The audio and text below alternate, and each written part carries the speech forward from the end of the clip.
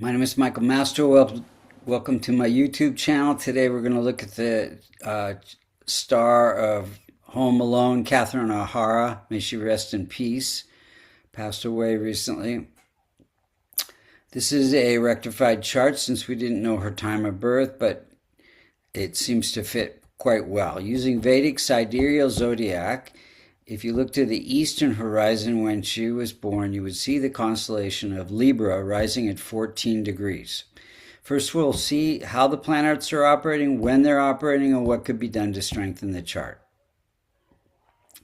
So first off, the sun rules the house of income, and it is placed in the fifth house of entertainment. So this connects her income through entertainment. She's an actress and a comedian. Then let's look at Moon. Moon is weak because its dispositor is also weak.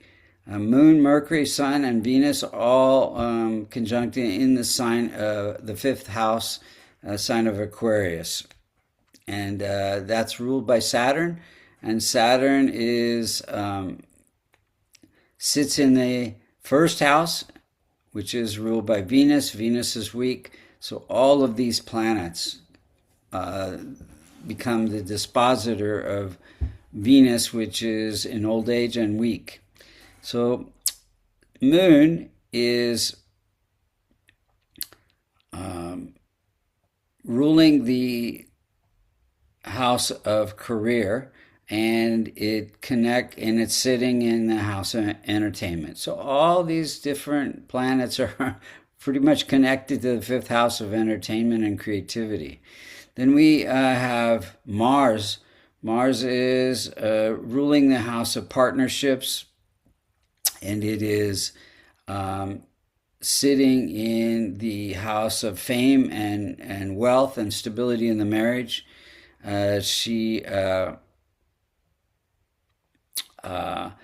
Her partnerships are connected to her wealth. Her husband she met when she was doing Beetlejuice, and then her connection to Eugene, who is the co-star of Schitt's Creek, really helped her career a lot.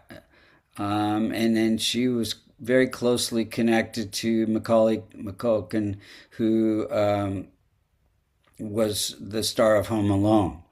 Then challenging Mercury. So any Multicono sign, the 6th, 8th, or 12th house. So you see the 6th sign in the 12th house,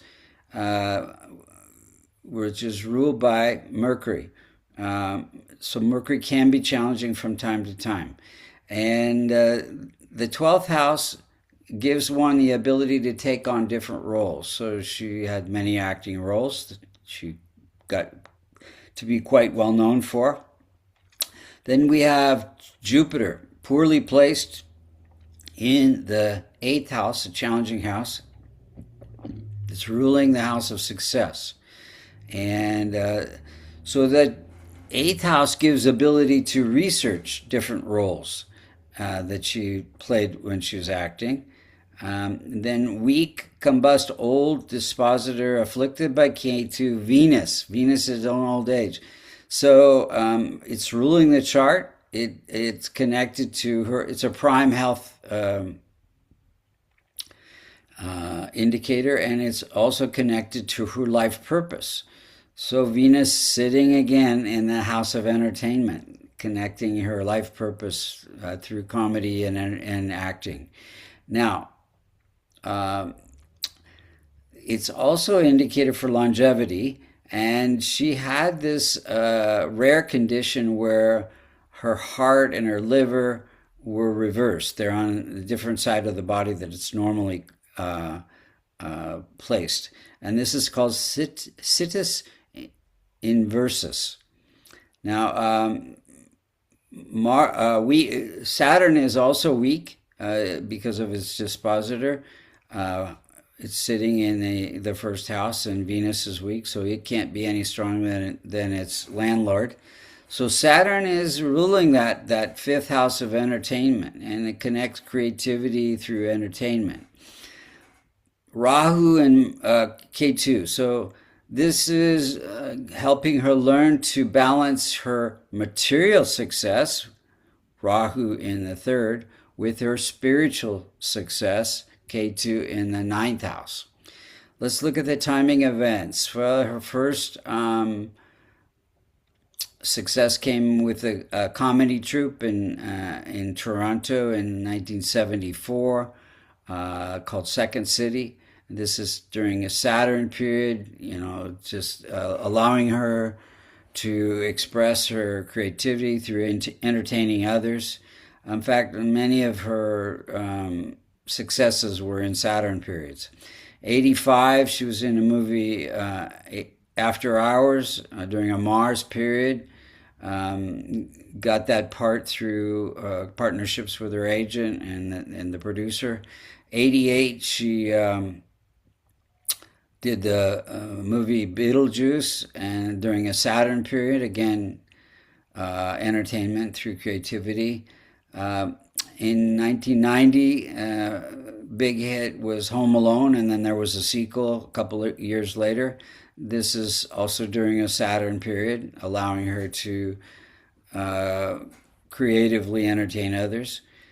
She got married in 92 during a Saturn period. Saturn is also ruling the house of romance. She had a son during a Saturn period, so the fifth house is also the house of children, ruled by Saturn. In 2000, she got some awards for her part in the movie Best in Show during a moon period. Moon is ruling the house of career, boosting her career. In 2015 through, I think, 2020, she was in the series, it's a very successful series, Schitt's Creek, during a moon period, boosting her career. 2020, I think she got an Emmy during a Jupiter period for her role in that series. In 2025, she was in The Last of Us, which is quite recent, and The Studio. And this is during a sun period, bringing boost in income. And then she passed away January 30th, 2026, during a K2 period. K2 brings end of life or unexpected events. If you look at the circular chart on the left, you'll see that on the day that she passed away, Rahu and Ketu were right on the most effective point, afflicting 6 of her 12 houses, including, let's see here, 7, 8, the first house of longevity, and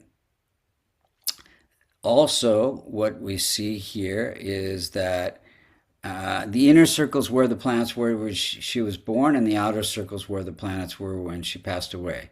So you can see that transit Mercury, which is malefic, is afflicting Venus. Venus ruling the first house of longevity and health.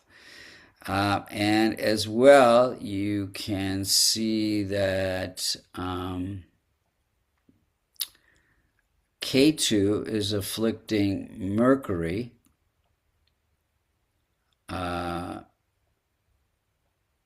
Ketu and Rahu are afflicting Mercury, and Mercury rules the house of hospital. She was rushed to the hospital early this on the 30th, and Mercury rules the house of hospitalization, end of life, etc.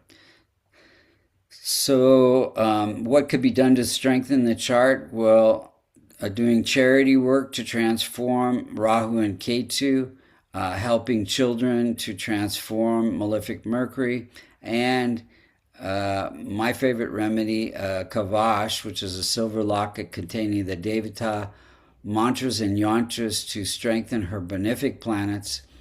If you'd like to get a Kavash, get a reading, learn Vedic astrology, go to vastucreations.com. Thank you so much for listening, and condolences to her family.